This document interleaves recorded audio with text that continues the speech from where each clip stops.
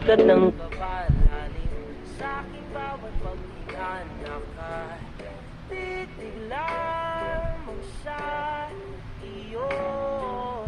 Naglakad ka ng dahan-dahan sa pasilyo tungo sa altar ng simbahan.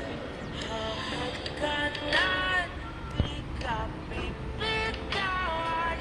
Wala na akong mahihiling pa.